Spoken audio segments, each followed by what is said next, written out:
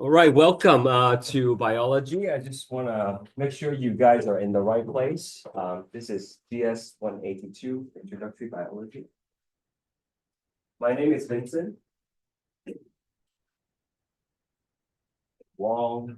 You can just call me Vincent. It's fine. All right. If you ever need to contact me for whatever reason, here's my email.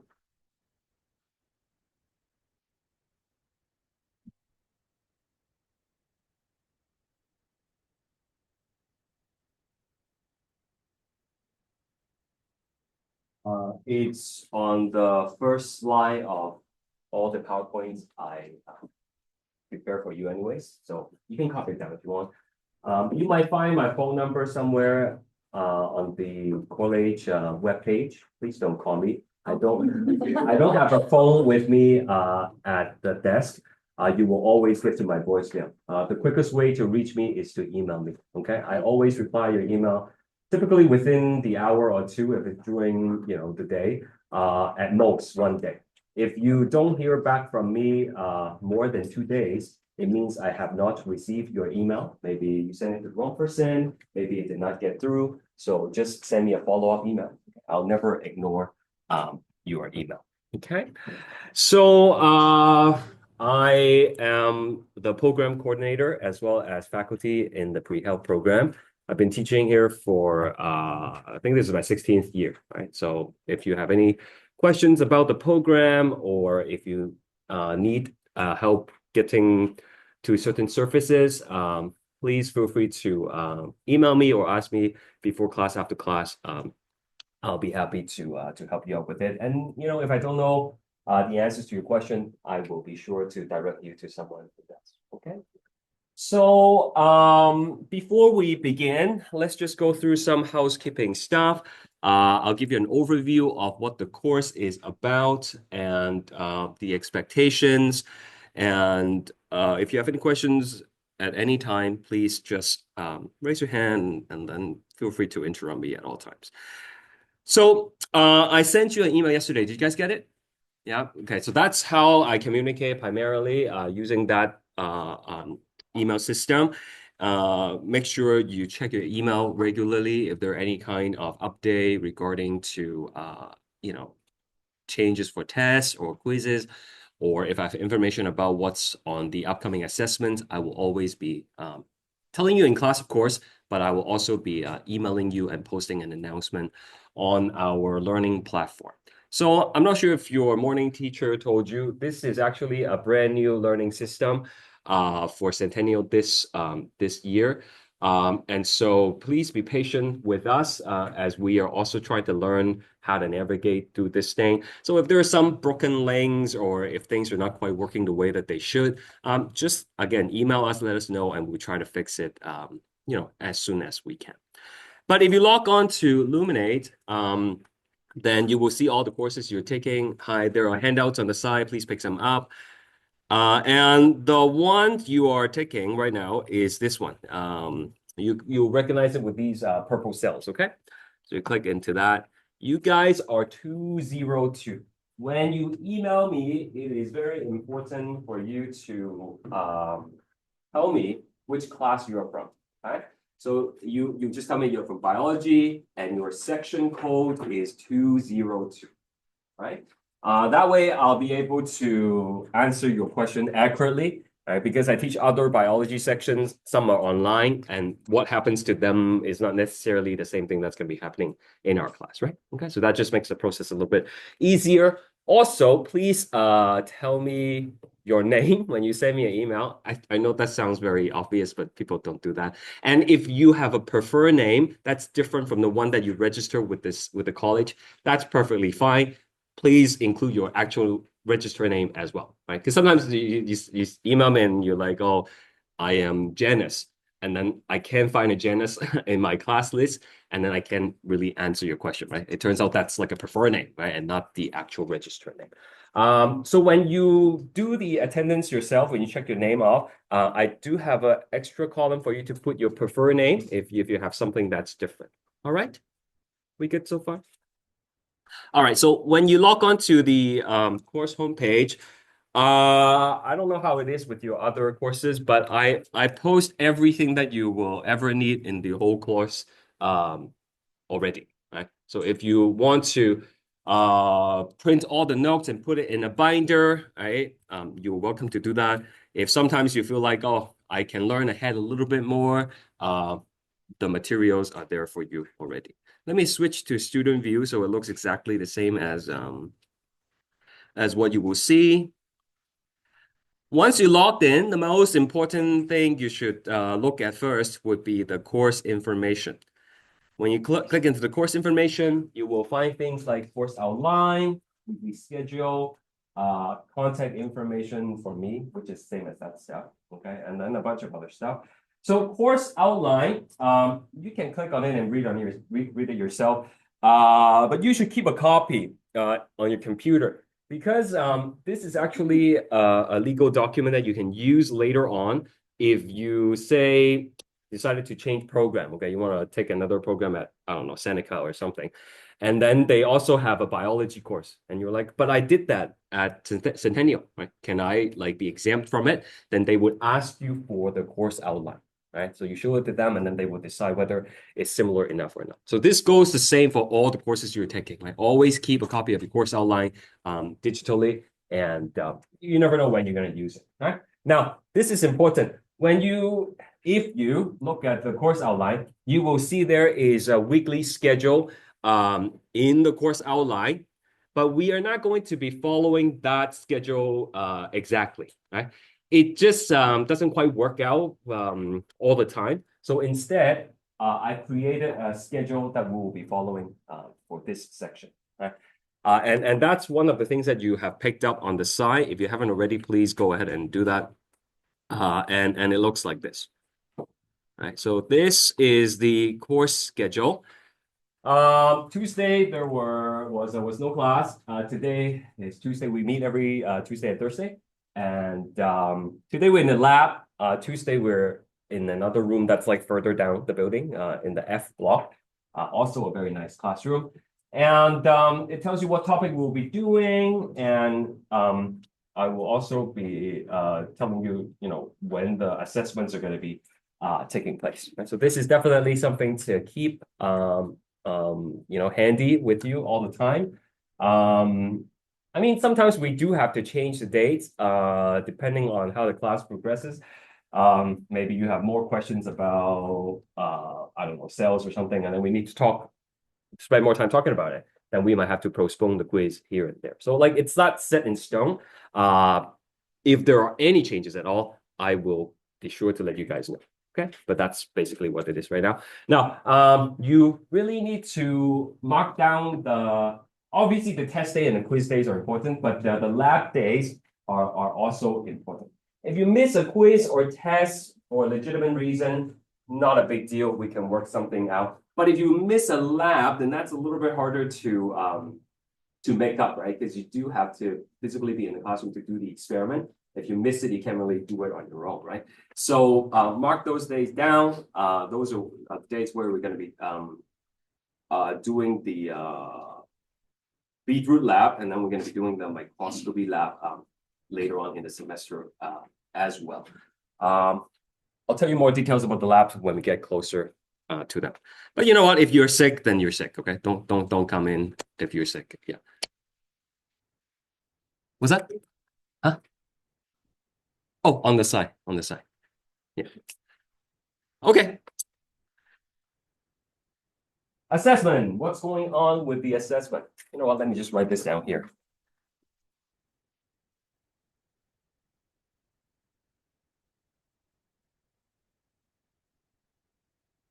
All right, so the course is broken down into two halves. Okay, so we will have lecture 1 to lecture 5.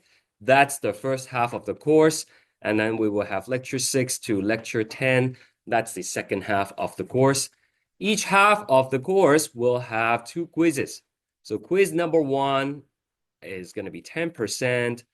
Quiz number 2, another 10%. And then you're going to have a lab 1, that's going to be 10%. It's going to be done as a group. Everybody in the group is going to get the same grade. You do the experiment together, you collect the data together, and then you submit a report together. All right, so that's 10%. And you will have the tests, right? Test number 1, which is going to be 20%. So that adds up to 50% for the second half of the course. Quiz number 3, 10%. Quiz number 4, 10%. And then lab number 2, 10%. And test number 2, 20%. Okay? Yeah. Yeah.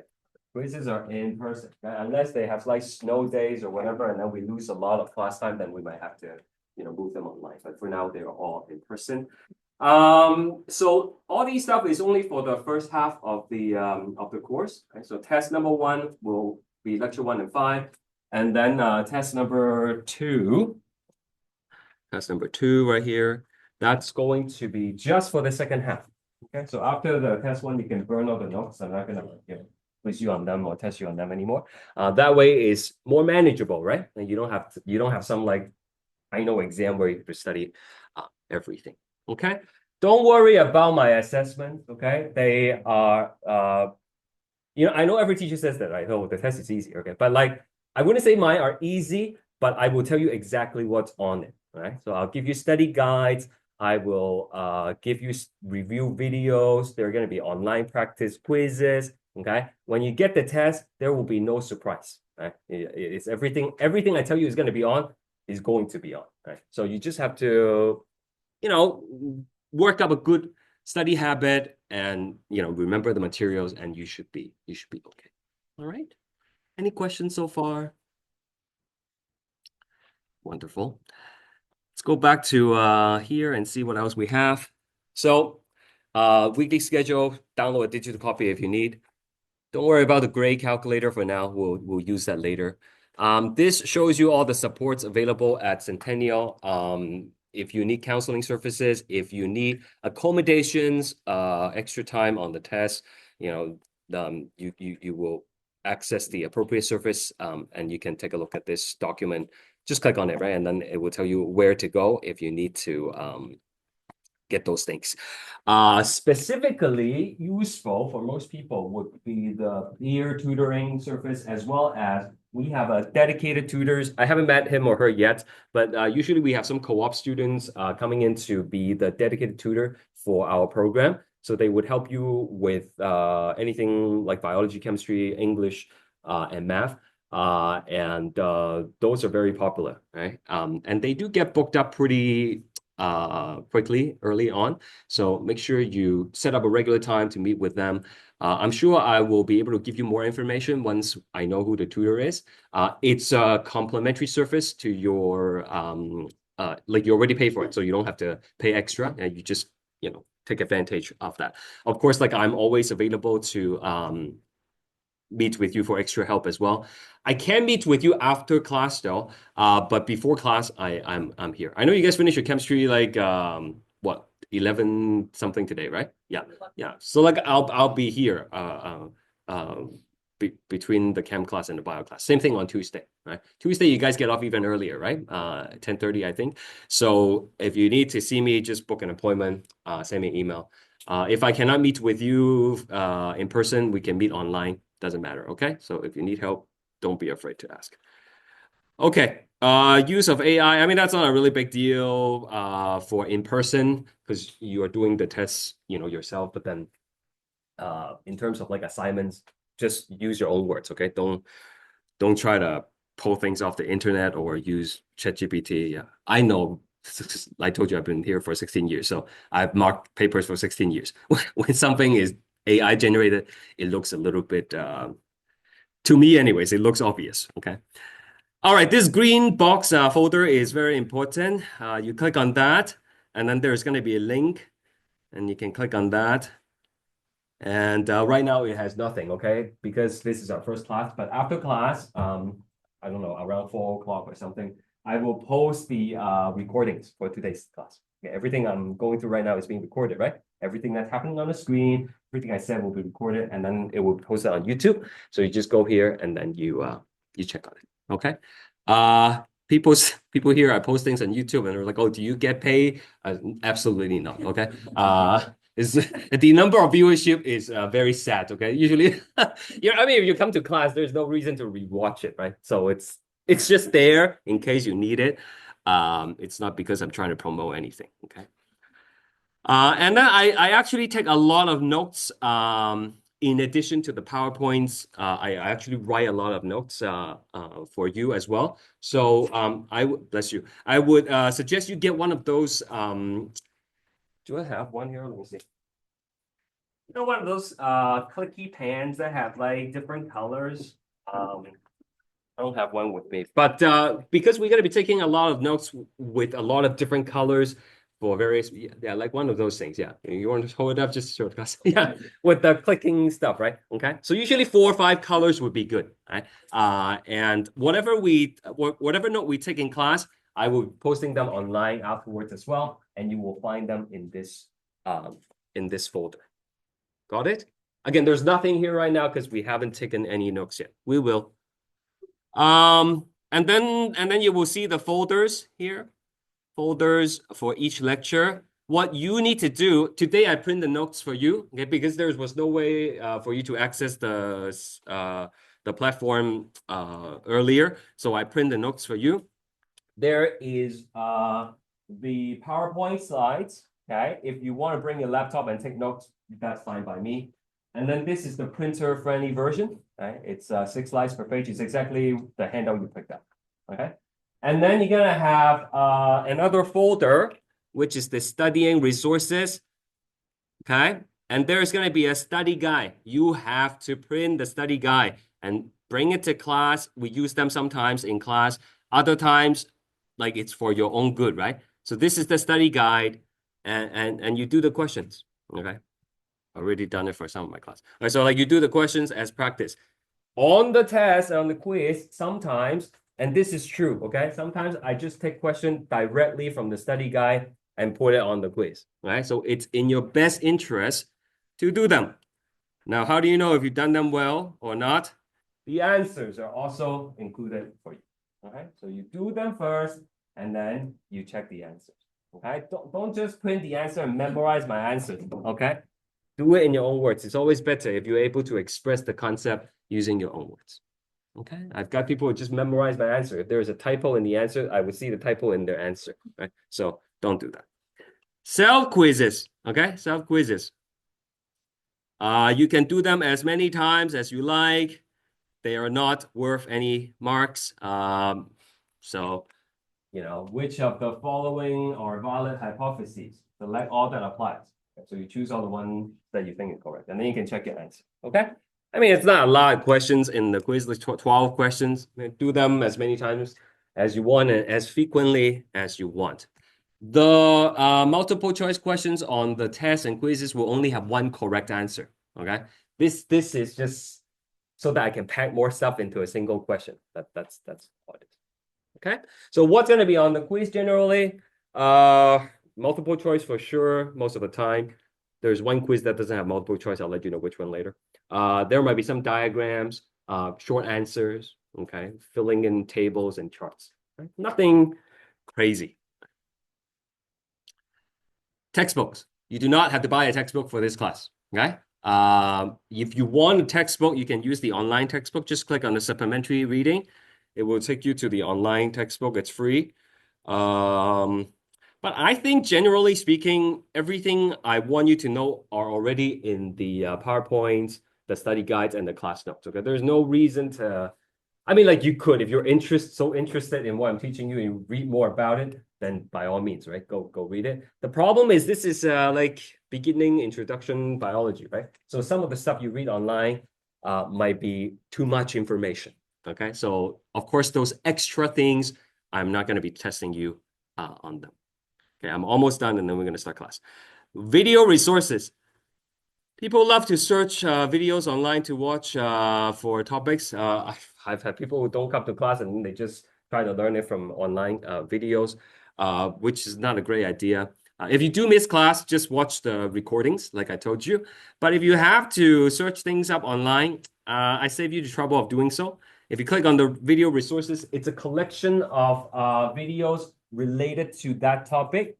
Okay, so you don't have to do the search yourself. If you don't understand deductive and inductive reasoning and you want to hear someone else explain it, then just watch the video.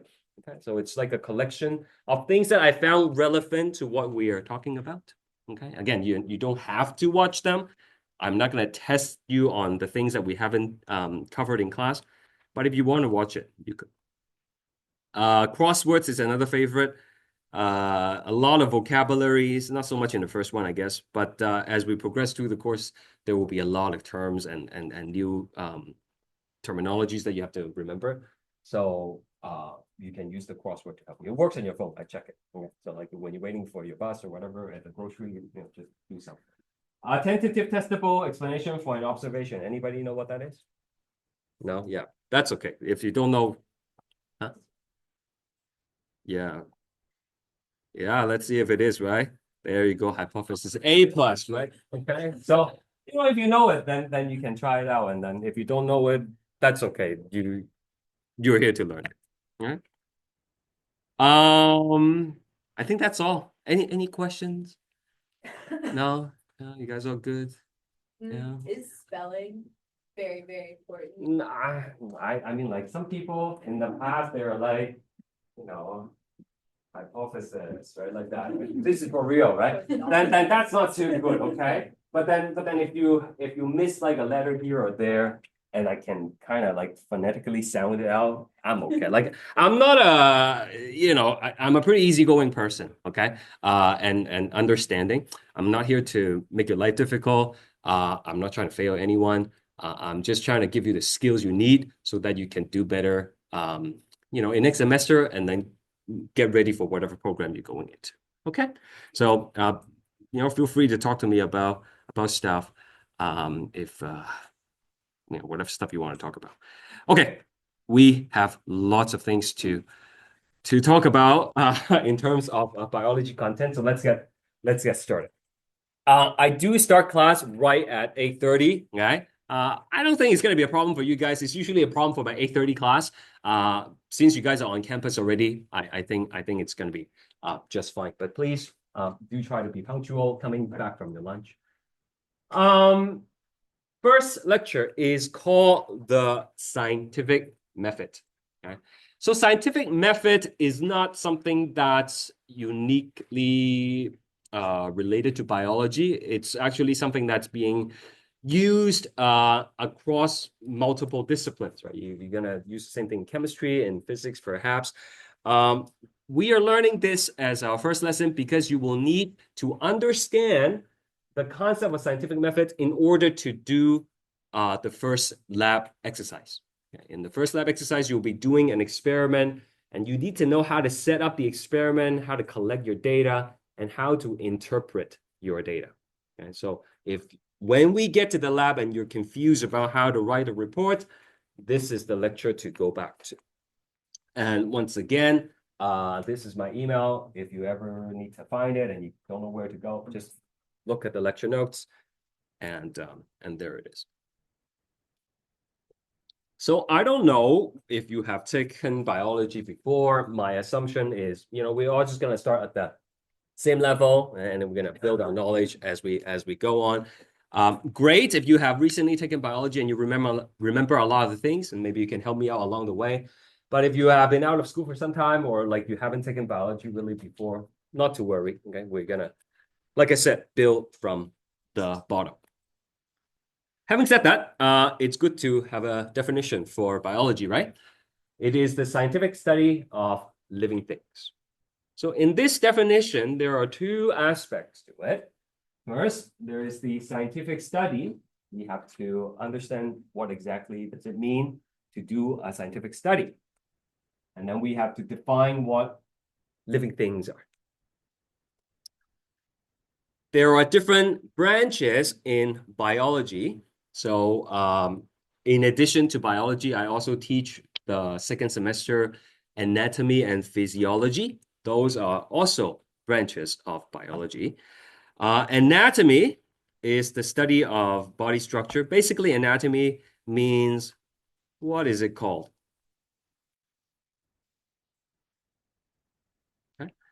Things I scribble on the slide, there's no good way for me to save them and post them, so please write them down. Other stuff that I write on a separate app, I'll be able to post those. Okay, so anatomy is basically what is it called? Okay. So, the chambers of the heart, it's called the atrium and the ventricle. We're just naming them. And physiology, which is another kind of discipline in biology, is what does it do? So what do the atria do? What do the ventricles do? So that's what you will be learning next semester.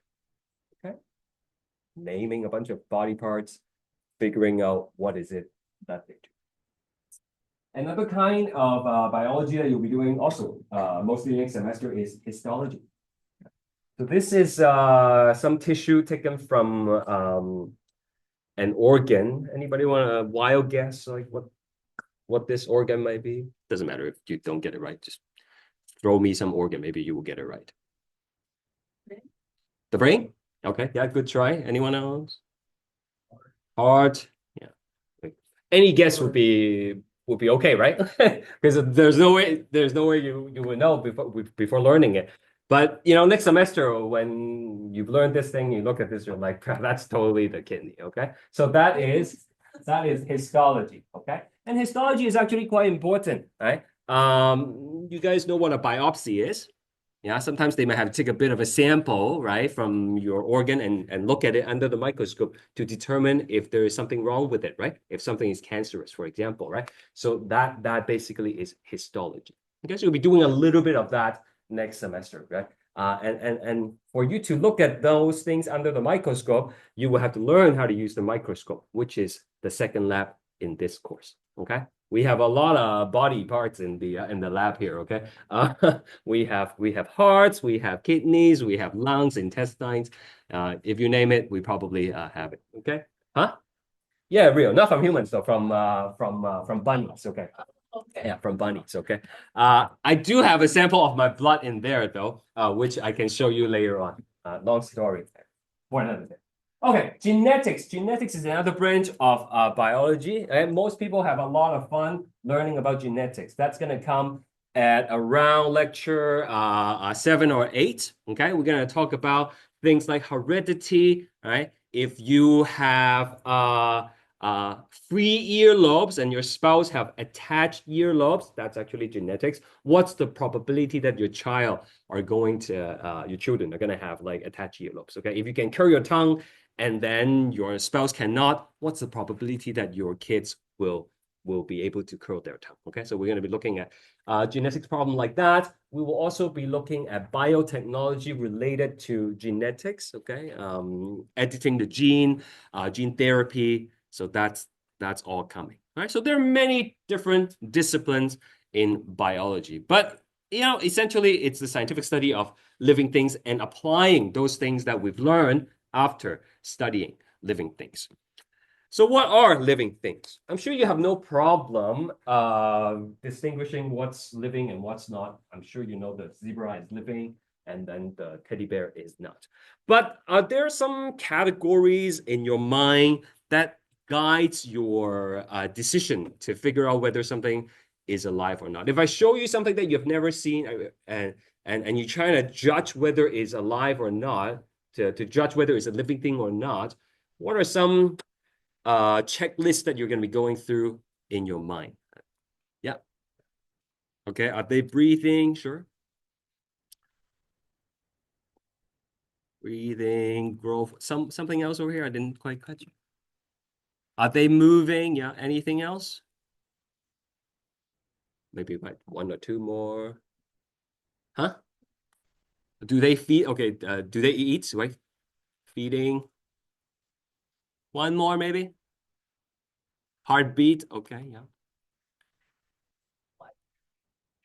Right. So that's exactly what I was going to say, right? So some of these things that we might be using to determine whether something is alive or not, on their own, it might not be enough to completely help you decide whether it's living or not, right? Animals move, sure, but so does a car, okay? but doesn't mean the car is living, right? At least not yet. For the tree does not move on its own, but yet is living, right? So like a lot of these categories that we sometimes use to help us make decisions on whether it's living or not is not gonna be too useful on their own. So scientists actually has come up with a whole list, a list of 7 items rather, that we all use to determine whether something is living or not. Now, there is a common theme that's going to be reoccurring throughout the course, and probably in some of your other subjects. In science, we try to place things into categories as best as we could, okay? Living and non-living.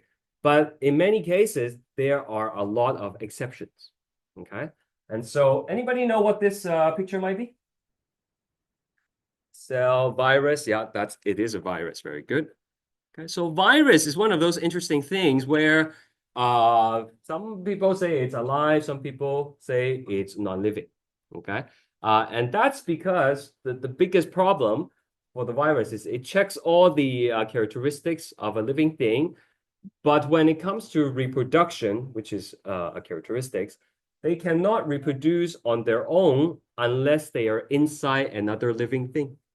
If you have a tube of virus, the flu virus or something, influenza, it's going to stay that way. Okay, it's not going to be able to make more copies of itself until you infect someone with it. Then inside the living thing, inside the host, they can make more copies of the virus. So its reproductive ability is dependent on another living thing. So for that reason, it's living, but it's like conditional living thing, right? My point is, it's not always possible to fit things into one thing or the other, and it's going to be like that for a lot of the concept that we'll be learning. So even though life takes many different forms, they all look very different, they behave very differently, there are a set of common characteristics that they all shared. And we're going to go through those characteristics right now. First characteristic is order and complexity. Okay? All living things exhibit some kind of complexity to it. Right? It's not random. It's very well organized in terms of structures being where they are. They serve a purpose. And if you look at animals, for example, we have symmetry, right? And so the butterfly has left-right symmetry. You and I, we have left-right symmetry.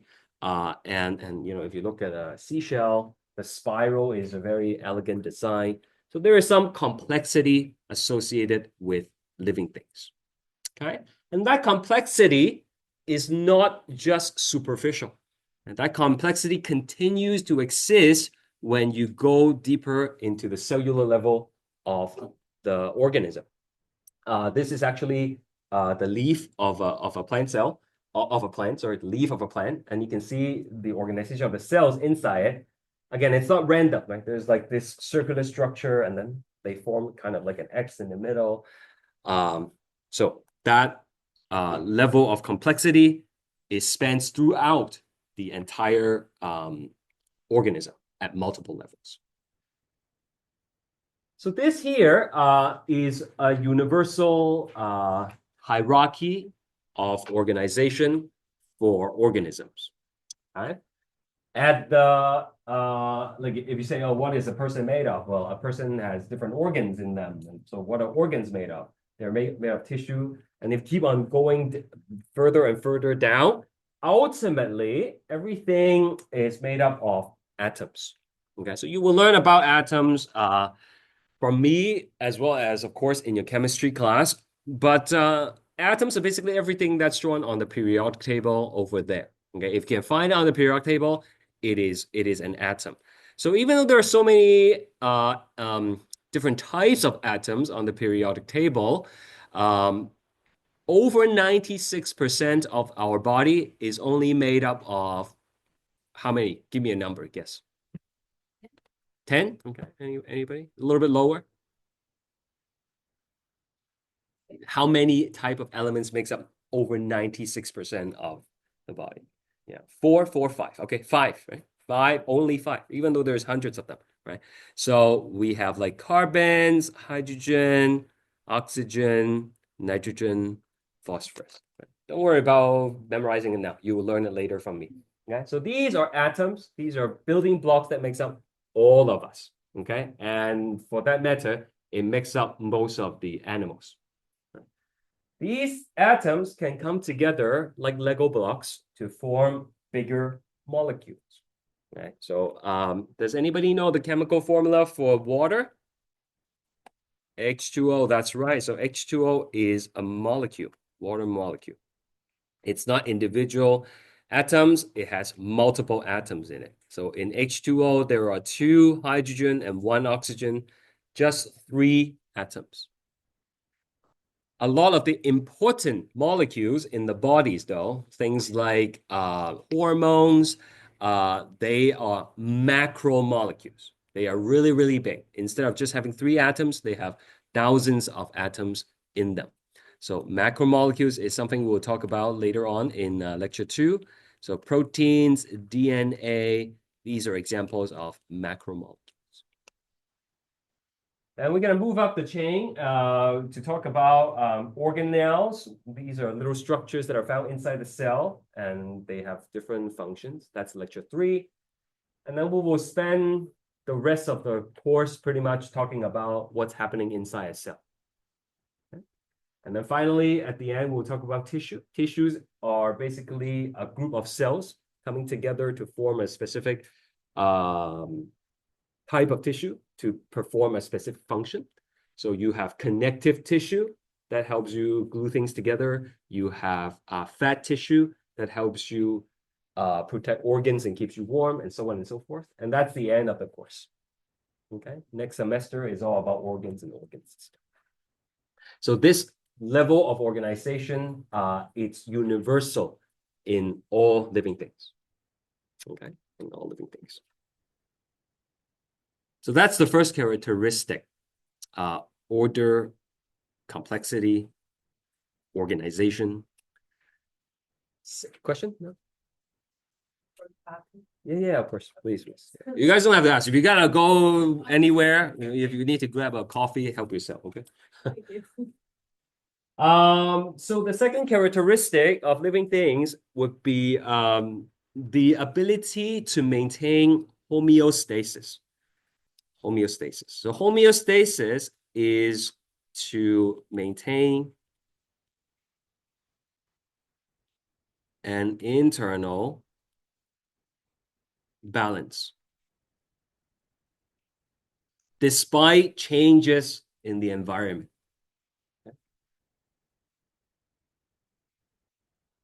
The easiest example to understand is if the temperature is cold outside like today, our body temperatures are going to be maintained at what number? What's the normal body temperature? 37, right? 37 degrees Celsius. Okay. So if we all go outside like this without our jackets, how is our body gonna warm us up? Let's say we stand there for 5 minutes. What's gonna be happening? Should we try? Oh. No, what is your body gonna help you do to shivering, right? Okay, and the shivering is basically gonna help warm you up because of the muscle contraction, right? Okay. Now the shivering is something your body does for you. Okay, like it's like even if you try to shiver now, it's not possible, right? It has to be something that's triggering about the cold temperature triggers your body to do it on its own, right?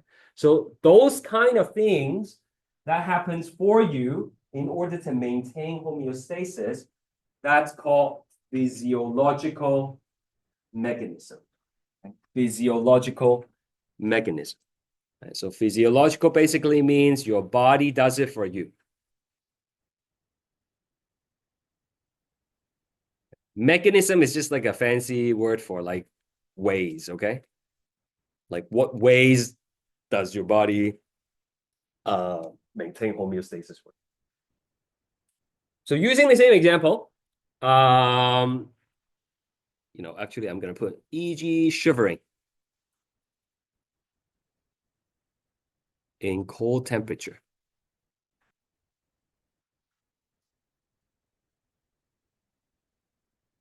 Behavioral, on the other hand, is things that you do deliberately. Okay, like you learn to do it from someone else, or you learn to do it from past experience. So if it's really cold, what are the things you can do to warm yourself up? Yeah, put on a jacket, right? Okay, rub your hands together. Okay.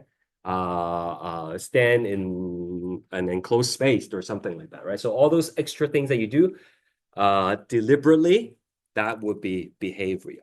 Okay, so these are like things you do, you choose to do, so to speak. Right? E.g., put on a jacket.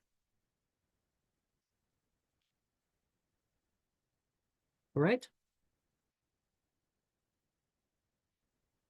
So to stay warm, a lizard is going to climb onto a rock and basically have a sun bath. Do you think, and you can show me your fingers, we're going to do this a lot in the course, right? When I ask you for answers, you just put up your finger. Do you think is one physiological mechanism or two behavioral mechanism when the lizard goes take a sun bath to stay warm? Physiological or behavioral? Okay. Good. I'll just put up the finger. One for physiological, two for, yeah. So which one is it?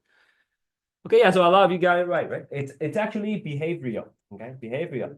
Because I mean, I don't know what the lizard is thinking, but in order for it to climb onto the rock, it would seem to be a deliberate action, right?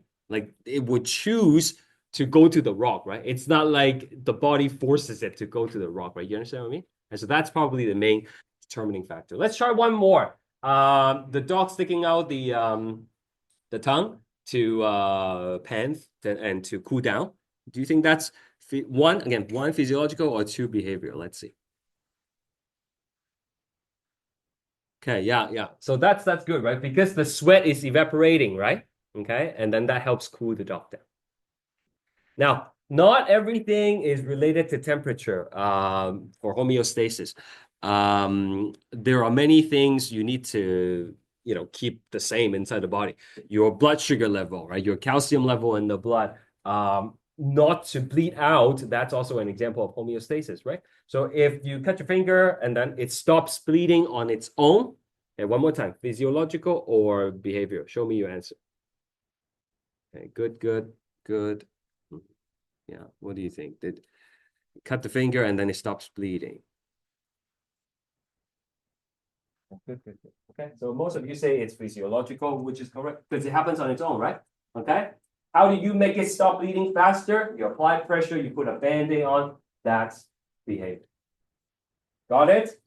On the quiz, if I give you a scenario and a few examples and ask you which one is physiological, which one is behavioral, you can find out? Yeah. I hope so. Okay. For your sake. So now, well, what are we talking about here? We're talking about the 7 characteristics, okay? First one is order and complexity. Number 2, ability to maintain homeostasis. Number 3, growth and development, okay? All organisms will grow and develop throughout its lifetime.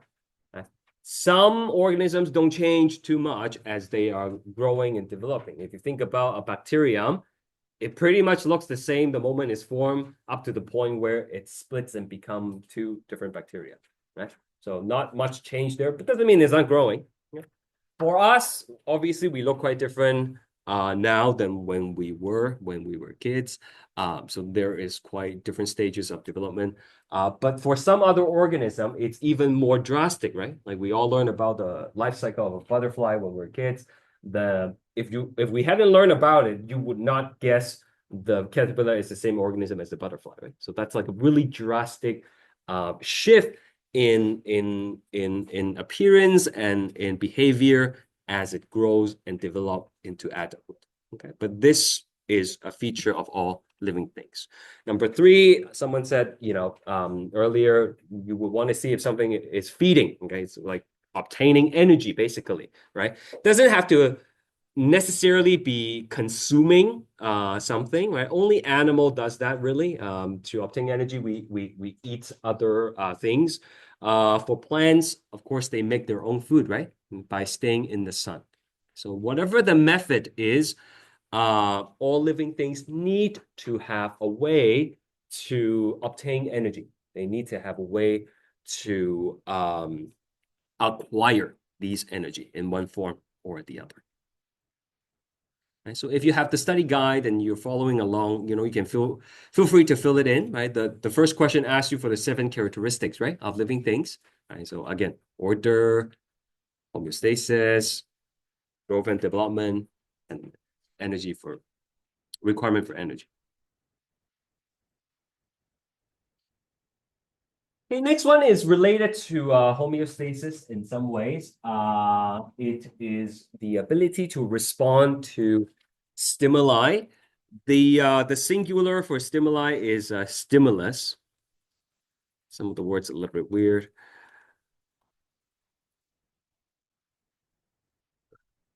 Okay, so a stimulus is basically a trigger, some kind of trigger in the environment. And that allows the organism to respond in a particular way. So earlier we say when it's cold, your body shivers. So the cold is the stimulus, and then the shivering is the response. Okay? And the response allow you to maintain homeostasis in that case, right? So other organisms do that as well. Anybody know the name of this plant here? Yeah, the Venus flytrap. Okay, they used to sell these at the pet store, and they're not really pets; they're plants. Okay, so they open up, and then when a fly or a bee, in this case, lands on it, right, it triggers them to close up. Okay, and then they will digest the bug for nutrients. Okay, so that's an example of respond to stimulus. Okay? We do that too, not just to temperature. If you touch something sharp without knowing it ahead of time, your fingers automatically recoil, right? That's a reflex. That's a response to stimulus. Next one is the ability to reproduce. Okay, all living things needs to have a way to reproduce to make more copies of themselves, if you would, right? Some are able to do it asexually. That means one organism is enough to make more, like a bacteria, okay? If you have house plants, chances are you guys have anybody have aloe vera at home or like those African violets? No, yeah, it's like my mom has tons of those. Okay, like she just breaks it off and then put it in another pot, and then before you know it, she has a new plant, and then she sells it online, right? So that's asexual reproduction. You only need one plant, and then you can make a lot of them. Okay. Other organisms, they require sexual reproduction. That's the case for animals, right? You need 2 individuals, and then you reproduce to create the next generation. So that is a characteristic, again, of living things. Last characteristic is the ability to adapt and evolve. Okay? Ability to adapt and evolve. So what is evolution?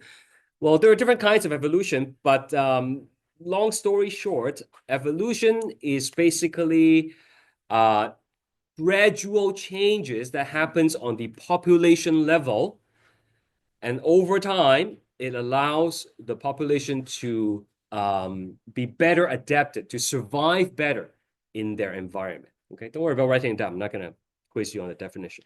Okay, so let me give you an example, and you will understand right away, I hope.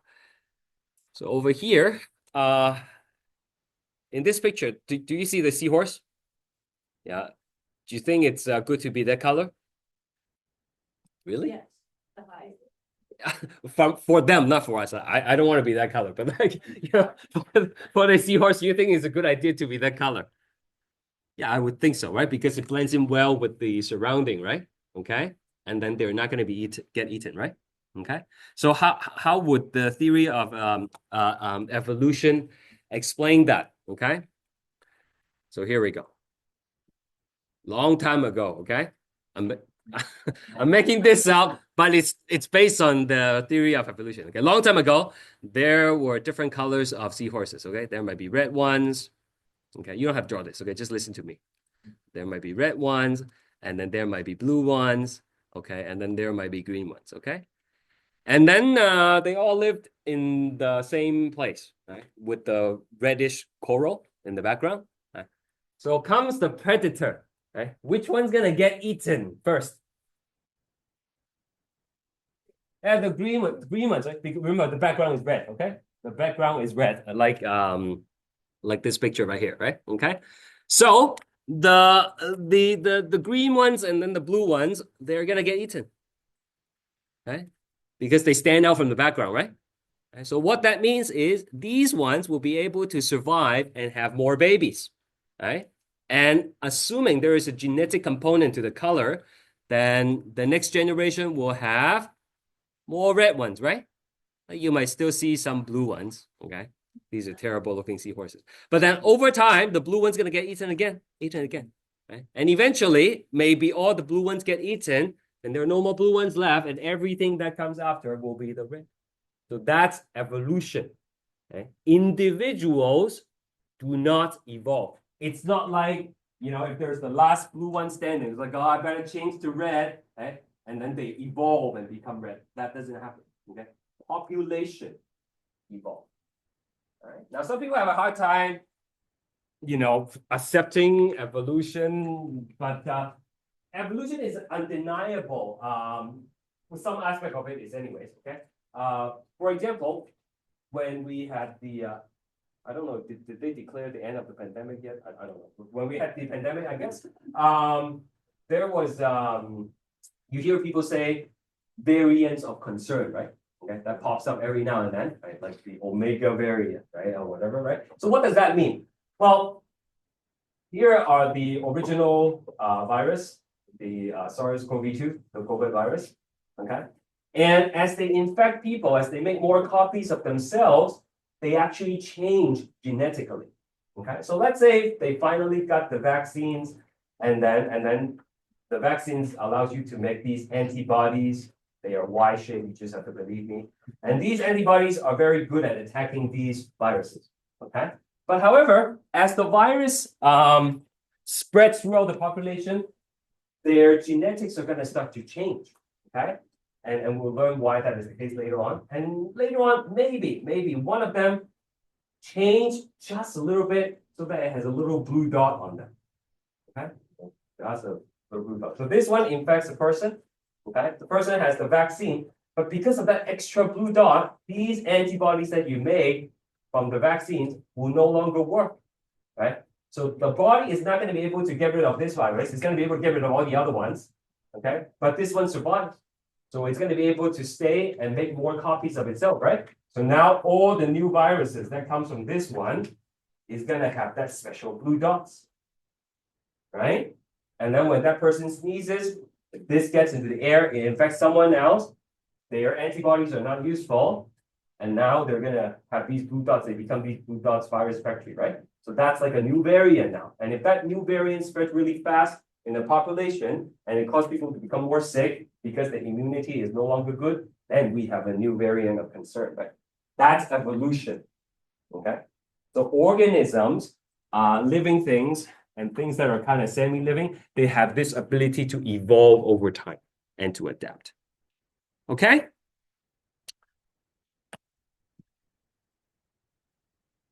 Just gonna delete that.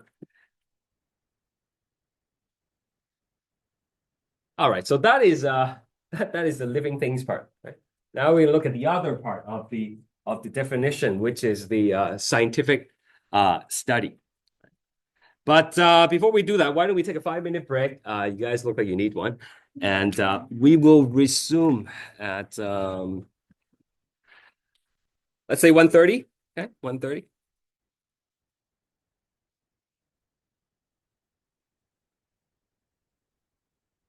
Make sure you check yourself off at the attendance list on the side if you haven't already. Now it's okay, you can check. Like, we did. Yeah, if you did.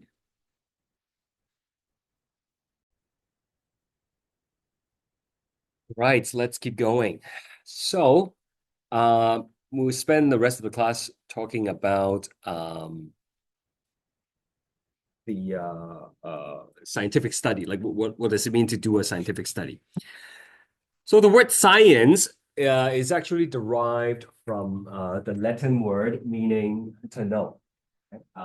And science is basically a way to understand what's going on around the world by asking questions. And humans by nature are curious, and we ask a lot of questions. When we see something that we don't understand, we tend to ask why. And it's this curiosity that drives the process of science. Now, there are two main ways to do science, I guess. The first way is called discovery science, and the second way is called hypothesis-driven science. I think we only have time to do the first one today. So discovery science is basically science that you do without changing what you are looking at. Okay? You are just there as an observer. Okay? You're not manipulating things. You're not interfering whatever process you're trying to observe. And you are just recording what you are observing. So that's discovery science. Okay. Let me write it down for you. Making observations without changing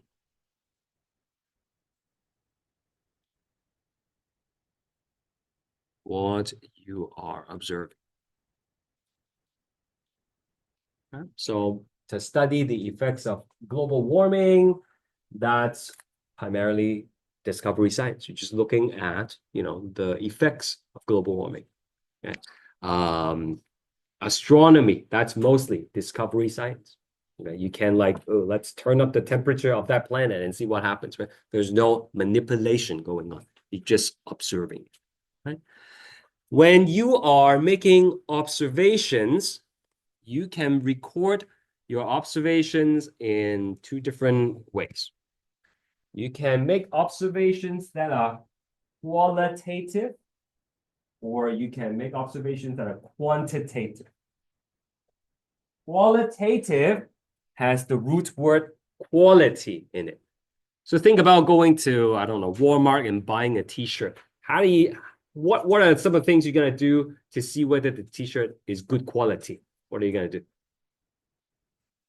Yeah, you're going to touch it, right? You're going to feel it, right? Okay. So you are going to use your senses to figure out whether it's a good t-shirt, whether you want to buy it, right? The color, right? The size and all that stuff, right? So all those things are qualitative because we are not using numbers. We're not using measurements. We're just using our senses. How many senses do we have?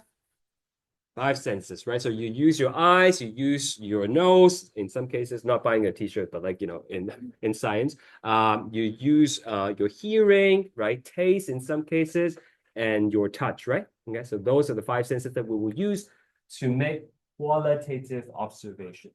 Okay? In the lab that we'll be doing, there will be opportunity to do those kind of observations. But our senses are kind of limited, actually. A lot of times we have to rely on tools to expand our senses. So if you want to see really, really small things, then you would need to use a microscope. If you want to see far away, then you need to use a telescope, right? So there are many tools that are available to scientists to expand their senses. So let's not worry about that for now. Let's take a quick note here. And let's start with qualitative. Qualitative observation. Again, these are just using our senses. Okay. No measurements. No numbers or measurements.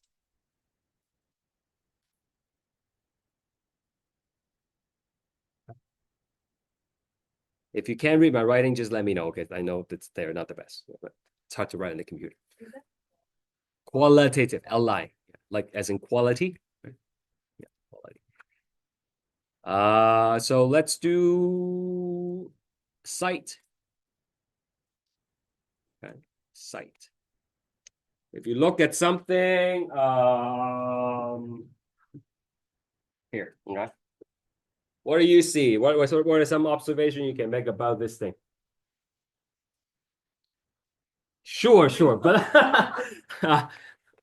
okay, thank you. Okay, so yeah, color, right? Color. It's green. Okay. What else? Huh? It's it's oval. Okay, I heard it's old. So how do you know? It's been sitting in my bag for a whole week now. It's oval. So shape, right? Shape. Okay. So I'm not looking for specific things. Okay, I'm looking for like categories. What can you tell based on looking the color, the shape? Yeah. Okay. So you might be able to categorize it. Huh? What's that? It looks edible. Yeah. Okay. So anything else? Yeah. Yeah. Please. Size. Yes. Size. Right. So how would you describe the size of this thing? For a pear, it's yeah, I guess yeah, it's small. I'm sure. Well, I guess that's a big pair. That's yeah, for a pear it's pretty big. Okay, but like it might be a small fruit, right, compared to like a watermelon, right? Okay, so it's bigger than an apple, exactly. Right? So it's your relative, right? Which is gonna be an important point I'm gonna bring out in a second. Okay. What else? Texture. Okay, now is texture something that you can tell by looking? Yeah, so we're doing sight, right? Sometimes, I guess, right? Yeah, yeah. Sometimes, right? What kind of texture do you think this is? Smooth, yeah, okay. It's not real, right? You guys know that, right? Oh, so deceiving, right? And that's my point. So sometimes the stuff that I thought you guys knew, sometimes the things you see is not necessarily accurate, right? Okay. Yeah. So you might you might see that you're like, oh, it's soft because you have a preconceived notion of what a pear should be, right? Okay. And then you hear that you're like, what? Anyways, so yeah, color, shape, size, right? Okay. What else? What other senses can we have? Smell, sure. Yeah. So what are some, not necessarily related to the pear, but what are some description we can use for smell?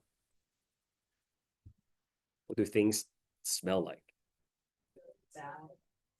Okay, yeah, sure. Let's put that down first and then we'll talk about that later. Good, bad.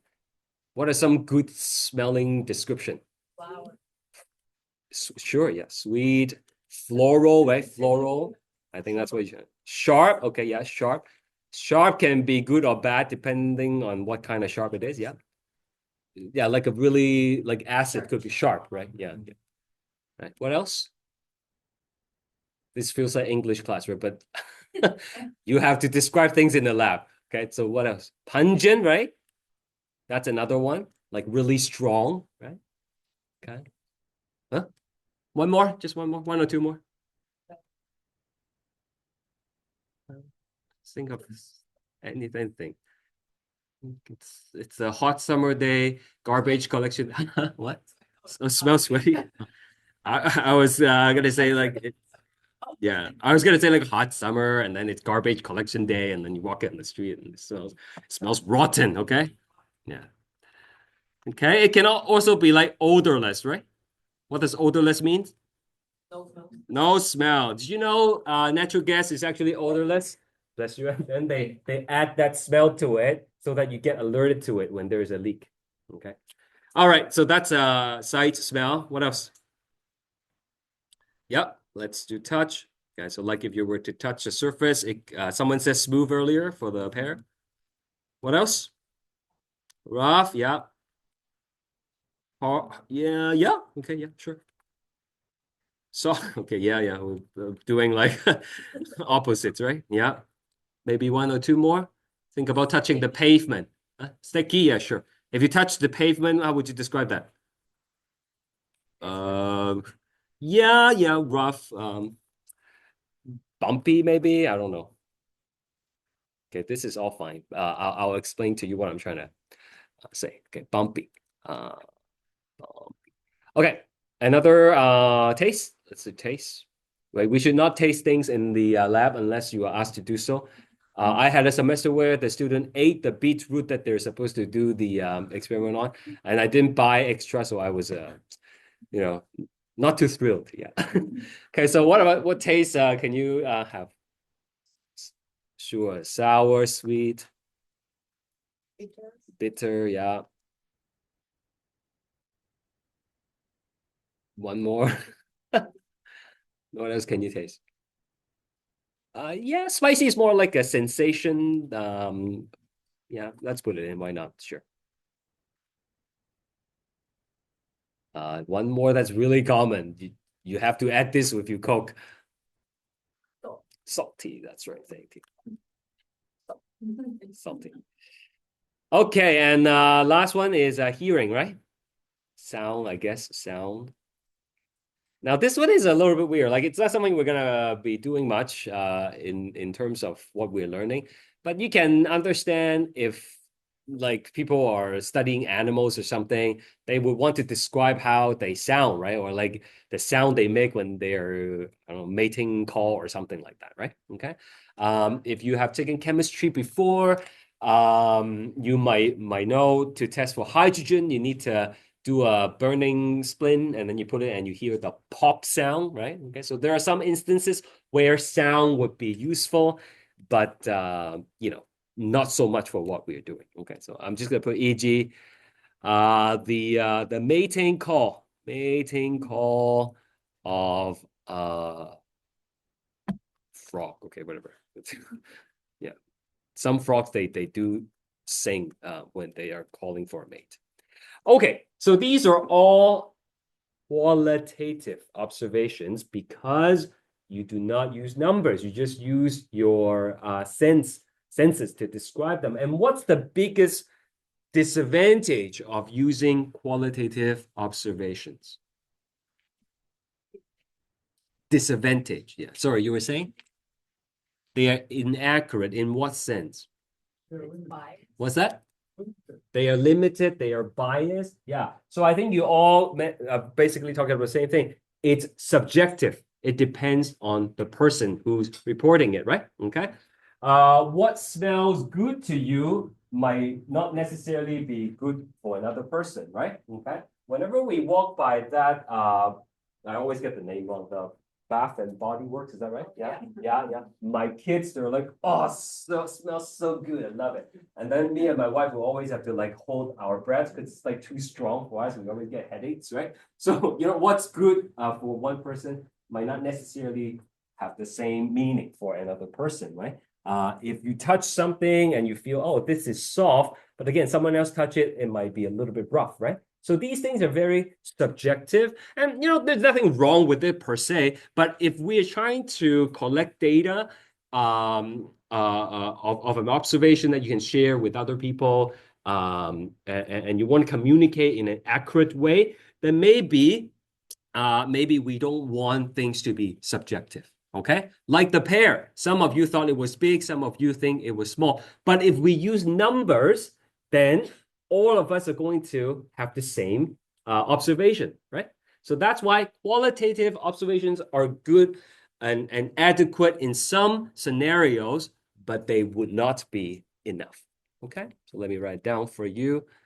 All right, so these are subjective. Depends on the subject, depends on the person. Okay, that's what it means. And might not be accurate.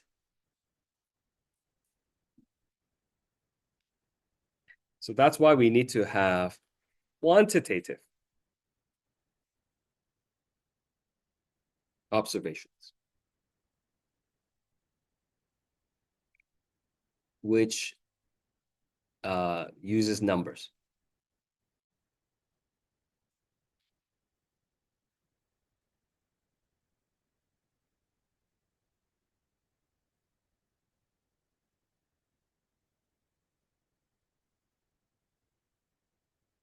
Uses numbers, yeah.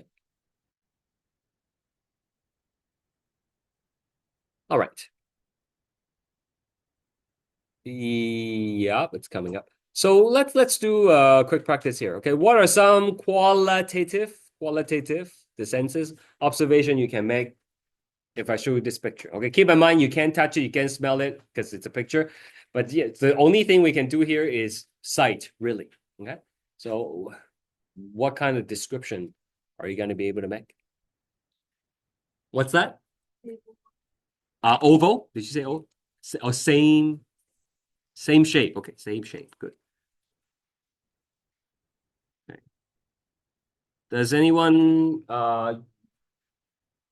everybody agree it's oval or someone think it's some other shape? No, you guys all good? Yeah, with oval? Yeah, yeah. Okay, yeah. Well, sometimes people would say sphere, right? Okay. So again, right? It depends where you're looking at, right? But there are no, I mean, like if you say it's triangular, then I have to take marks off, okay? But like if you say oval or sphere, actually I will talk to your math teacher. But as long as it's reasonable, then you would get the grade, right? Okay. What else? Yeah, you have another one? It has a what? Sorry, size. The size is and how would you describe the size?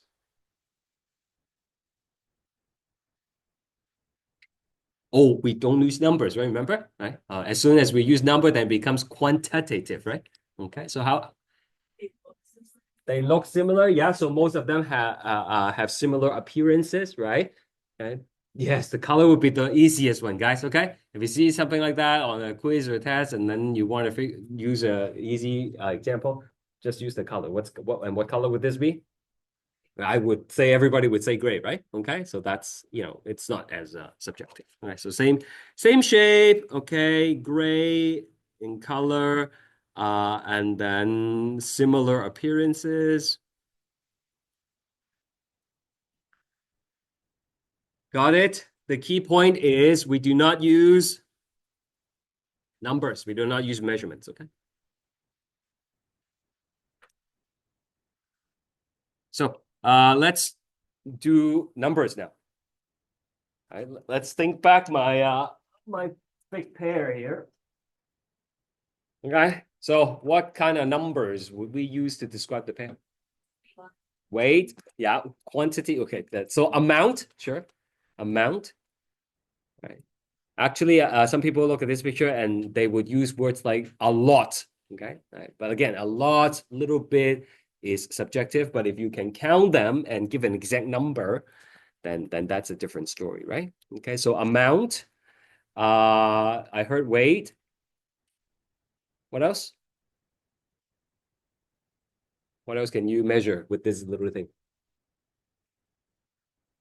The length, that's right.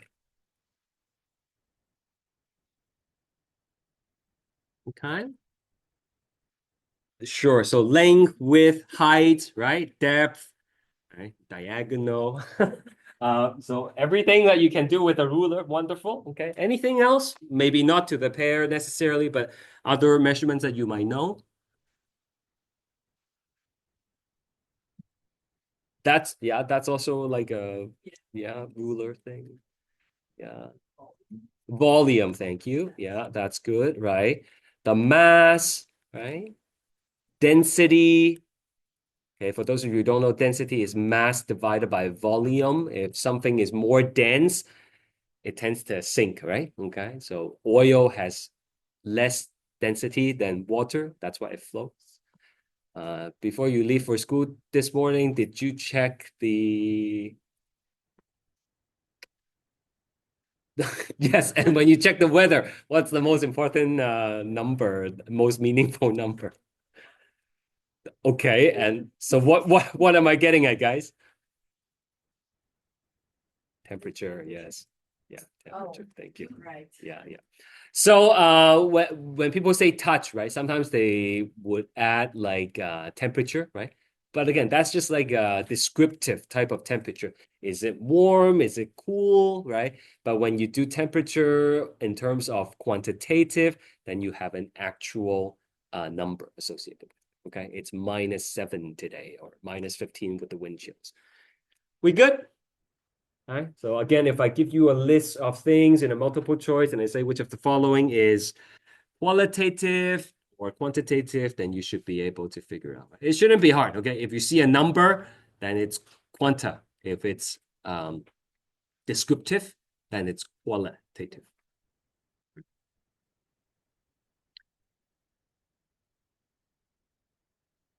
Okay, so here, quantitative observations are measurements. These observations are often more objective, right? So these are bacteria that we are looking at, and how long is this bacterium rather? Well, when you look at things under the microscope, sometimes there is like a reference bar, and the reference bar is a particular length. In this case, is 10 micrometer. Okay, I'm just gonna show you 1 meter is equal to 10 to the 6 micrometer. It's a fancy U, okay? So that's a million micrometer. And so if I want to know how long this is, and I'm like, okay, let's say this thing roughly it's 1/3 of this white line. So I'm gonna say maybe around 3.3 micrometer. Now, is that super accurate? No, not really. If we want it to be really accurate, then there are other ways to do it. But at least it's not just like big or small, right? At least we have a number. Definitely, if this white line is 10 microliter a meter, I can say definitively that this is less than 5 because it's shorter than half, right? Okay, so like anywhere between 3 to 5 maybe. Okay, so numbers give it more objective description, and they tend to be more accurate. Okay, so assuming if you and I know how to use a ruler and the ruler we're using is accurate, then when you measure the length of the phone, it should be the exact same number when I do it, right? Okay, whereas if we're just using our senses, that's not always necessary the case. Are we okay? What time is it? Okay, let's keep going. So, what are we going to do now? Well, we understand how to make observations. And in case I lost you, we are talking about discovery science, right? Okay, making observations without changing the stuff. So after you make a bunch of observations, then what people generally do is to summarize those observations, come up with some kind of generalization. And so this process of coming up with a general statement is called inductive reasoning. Inductive reasoning. Let me give you a few examples to help you understand. When my kids were younger, I used to take them to Dollarama to let them choose gifts. They no longer is satisfied with gifts from Dollarama now that they're older. But at some point they were happy to go there. Okay. So one time, this is true story. My daughter, she was probably like 5 at the time or something. So she got these erasers that she really wanted to buy, but then there's no price tag on it. And so she came to me and she's like, how much is this, right? Can I get these erasers? And I was like, well, let's teach the 5-year-old about inductive reasoning. So I asked her, where did you get the erasers? So she took me to the aisles, and then I was like, okay, so you get the erasers from here. Let's take a look at this aisle. Right? How much are the rulers over there? And she's like, oh, it says $2. Okay, how much are the stamps? Okay, $2. How much are the scissors? And they're like $2. So after a while, all right, she was like, oh. She said, oh, everything here are $2. And I was like, yes, that's right. Okay, so that's inductive reasoning, right? Making observations and then realizing some trends, and then you come up with some generalization. Now, here is the thing though. When we do this kind of inductive reasoning, when we do this kind of generalization, it does not necessarily mean you are correct. Okay, that general statement that you make might or might not be correct. Right? So those erasers might or might not be $2. Okay, but it's a reasonable assumption. Right? If everything on this aisle is $2, and then I take it from this aisle, then it's probably $2. Okay? It's not about getting it right or wrong. It's about making a generalization based on your observations. That's inductive reasoning. Do you understand? Okay. So here's another example. Okay. These are real pictures of the cells. Like obviously these are not real, but then the cells are. Okay. So these are cells. And then if I look at this, the observation I can make is, oh, fly is made up of cells. Okay. Now we're like, oh, tree is made up of cells. Mushroom is made up of cells. Fish is made out of cells. Birds is made out of cells. So we have these different observations, right? So we're going to do inductive reasoning. What's the generalization to sum up all my observations? Okay. Again, they are all made of cells, and you say? Yeah. So that's good, right? So basically, we have a bunch of observations, and then we're gonna summarize it into one statement. Okay, and that statement would be all living things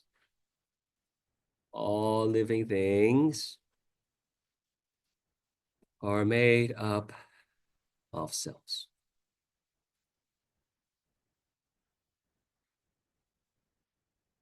Does that make sense? Okay. Any question about inductive reasoning? Please ask now, because once I tell you deductive reasoning, that's when it gets confusing. Basically, observation one, you don't have to copy this down. And then you can make more observations, okay? And then from this, you come up with a generalization. These are specifics, okay?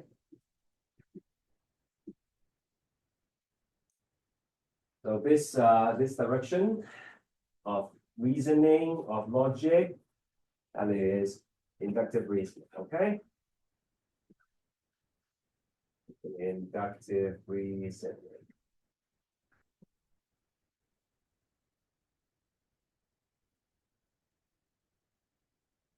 Next, we are gonna have, oops, what does it say? Oh, deductive reasoning flows from general to specific. It's basically what I told you, okay?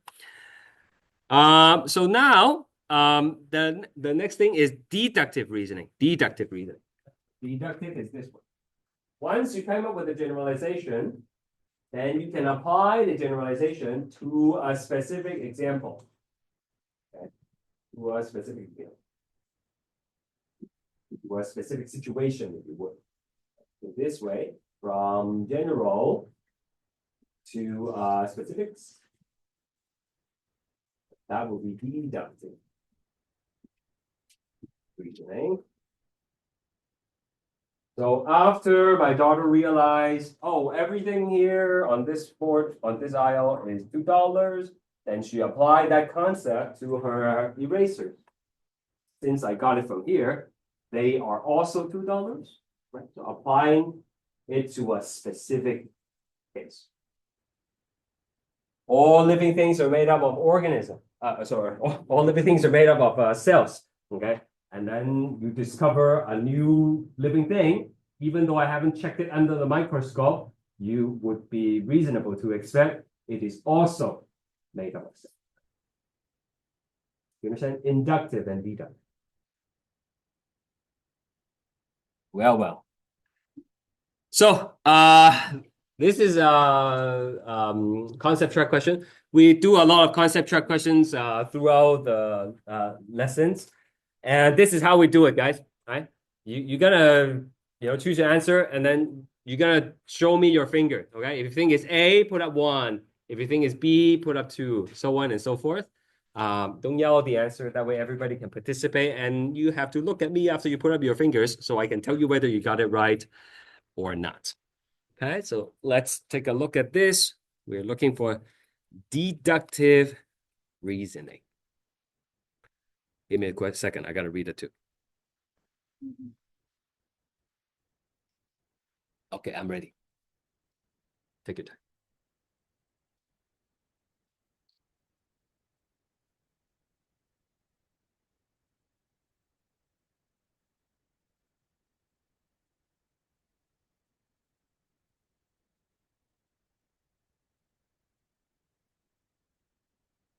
Good try.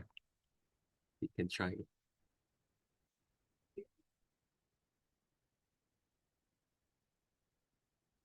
Good try. Which one?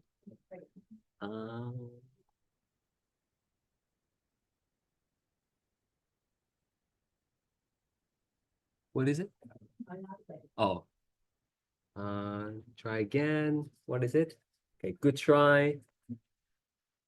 Okay, good try. Which one? 1, 2, 3, 4, shall we? Oh, okay. Good try. Anyone else? I try to be positive, okay? Yeah, good try. Okay, so a lot of you have tried, okay? First of all, I want to say, don't worry, not every single question on the quiz will be this difficult, okay? Yeah. And second, how about this? I promise I will put this exact same question on the quiz, okay, for you. So please understand how to do this properly. You're not gonna copy it, it's in there, right? Okay, so let's do this, okay? Let's do this.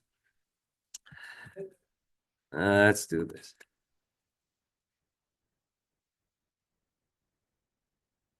Okay, so what are we looking for? We are looking for deductive reasoning, right? Deductive reasoning, is it specific to general or general to specific? That's right, general to specific. Okay, so let's take a closer look here. All viruses require a host to replicate. Yeah, that sounds like a general statement. Okay, so maybe. Don't stop reading, right? You got to read all the choices, right? COVID-19, HPV, Ebola, influenza are viruses. So these are like specific examples, right? These are individual examples, right? We want to go from general to specific, not the other way around. So this is not our choice. Okay? We good? All viruses require hosts to replicate. Well, that sounds very similar to A. That's probably something to consider. And then COVID-19 is a virus and it requires a host to replicate.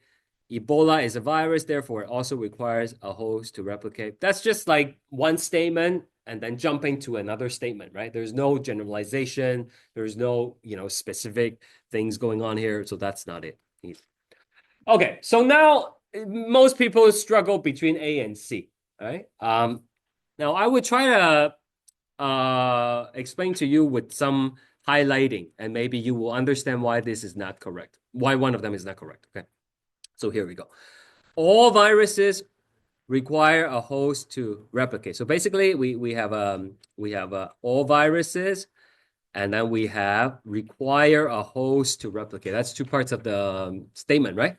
Okay, and then it says COVID-19 is a virus, therefore it require a host to replicate.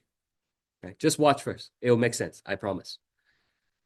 Next, again, same statement. All virus require a host to replicate.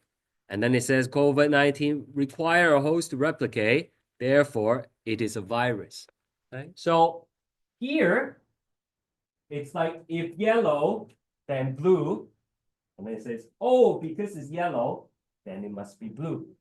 Here, if yellow, then blue. Then if blue, it must be yellow. You see how it's backwards? Okay, so let me give you an example to show you why it doesn't work when it's backwards. Okay, when it's backwards, it doesn't work. So for example, all birds, don't copy this down, just watch. All birds have, what do all birds have? Yeah, that's a good one. Yeah, I was thinking about wings, actually. All birds have wings, but sure, they have feathers too. All birds have wings.